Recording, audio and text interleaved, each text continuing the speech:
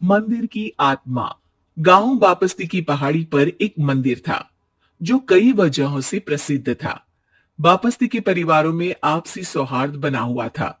इसकी वजह उस मंदिर को ही बताया जाता है।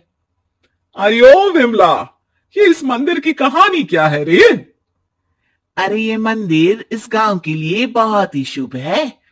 अरे शुभ तो है, तो फिर भी लोग इस मंदिर से दूर क्यों रहते हैं? ये इतना वीरान क्यों रहता है? अरे बड़े बुजुर्ग कहते हैं कि मंदिर में आत्माओं का राज है जो लोगों की मदद करते हैं, लेकिन मंदिर से सभी को दूर भी रखते हैं। और ये कैसी आत्मा है जो लोगों की मदद भी करते हैं और लोगों को मंदिर से दूर भी रखते हैं? अरे यही चलता आया है यहाँ पर, इसीलिए कोई कुछ बोलता नहीं। क्योंकि जिसके घर में कोई भी परेशानी होती है तो बताते हैं कि इस मंदिर से उन्हें मदद मिलती है। अरे वाह, ये तो अच्छी बात है। तभी इस गांव में इतनी खुशहाली दिखती है। तभी बाहर किसी की चीखने चिल्लाने की आवाज आती है। दोनों बाहर निकलती हैं तो देखती हैं कि गांव के एक बुजुर्ग रो रहे हैं क्योंकि शहर से उन्हें कोई बुरी खबर मिली है। अरे क्या हुआ चचा, रो क्यों रहे हो आप? हाँ चाचा, बताओ ना, हुआ क्या? अरे क्या बताऊं बेटे, मेरा बेटा शहर गया हुआ था कमाने, लेकिन आज खबर मिली है कि उसका एक्सीडेंट हो गया। वो अस्पताल में भर्ती है। अरे तो इसमें परेशान होने की क्या बात है चाचा? जाओ शहर और बेटे का इलाज करवाओ। हाँ चाचा, विमला सही कह रही है। आप शहर जाओ और इलाज करवाओ। और कैसे इलाज करवाऊं, अभी पैसे नहीं है और शहर के अस्पतालों में इलाज का खर्चा लाखों में आता है। अरे चाचा, भगवान पर भरोसा रखो, कहीं ना कहीं से मदद जरूर मिल जाएगी। बस आज का दिन कैसे भी काट लो। अरे अब तो बेटा थोड़ा समय काटना भी मुश्किल होता जा रहा है। देख कमला, तू ही समझा चाचा को। अरे पैसों का कहीं ना कहीं से इंतजाम तो जरूर हो जाएगा। अरे चचा, जब विमला कह रही है तो थोड़ा उस पर भी भरोसा रखो। चलो आपको घर छोड़कर आ जाती हूँ। उसके बाद कमला उन बुजुर्ग को लेकर चली जाती है और विमला मंदिर की ओर चली जाती है।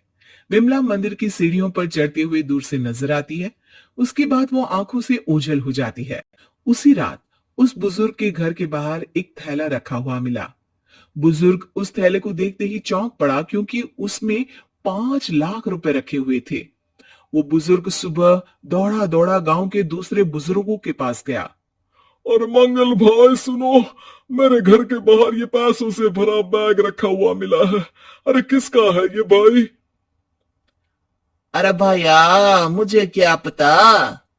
तभी उधर से कमला और विमला निकलती है। अरे बेटा सुन तो, देख ये क्या रखा हुआ था मेरे घर के सामने। कमला और विमला हैरानी से देखती है। अरे वाह, देख विमला, तूने कहा था ना कि कोई ना कोई मदद जरूर करेगा। अरे भगवान सबकी मदद करते हैं। ये पैसों की मदद भी भगवान ने ही भेजी है। और क्या। अब चचा सोच क्या रहे हो, शहर जाओ और बेटे का इलाज करवाओ। ठीक है बेटियों, जो तुम कहो। चलो निकलता हूँ शहर बेटे का इलाज करवाने के लिए। अरे विमला, एक बात तो बता, ये इन्हें मिले तो कैसे मिले पैसे? अरे मैं ना कहती थी कि ये मंदिर सबकी मुसीबतों में मदद भेजता है। अरे वाकई बड़ी पुण्य आत्मा है मंदिर में। सो तो है, लेकिन उनके बारे में लोगों को कम ही पता है। अच्छा, और तुम्हें क्या पता है? अ, जितना पता था वो तो बता दिया। ना रे ना, मैं नहीं मानती। तू कुछ तो छिपा रही है। अरे कुछ ना छिपा रही, जो पता था वो बता दिया। मंदिर से लोगों को मदद मिलती है, बस इतना ही पता है। ठीक है बाबा, अब नहीं पूछूंगी। इसके बाद उसी रात कमला चुपचाप अपने कमरे से निकलती है और मंदिर की ओर चल पड़ती है। कमला धीरे धीरे मंदिर के दरवाजे पर पहुंचती है। अंदर से हल्की हल्की रोशनी आ रही थी। इसके बाद जो वो देखती है वो हैरान रह जाती है। कमला इसके बाद तेजी से वापस लौट आती है। दूसरे दिन सुबह सुबह। अरे विमला, तू तो छिपी रुस्तम निकली। है? ऐसा क्या छिपा लिया मैंने? अरे तूने तो भनक ही नहीं लगने दी और चाचा की मदद भी कर दी। है? ये क्या कह रही हो? ऐसा कैसे कह सकती हो तुम? मैंने कोई मदद नहीं की। और सब पता है मुझे, कल रात मैं गई थी मंदिर। तो क्या देखा? अरे तुम्हारा पति और कुछ लोग वहां दिखे। बोरियों में नोट भरे हुए थे और सभी नोट गिनने में लगे हुए थे। तो तुम्हें क्या लगा? वो क्या कर रहे थे?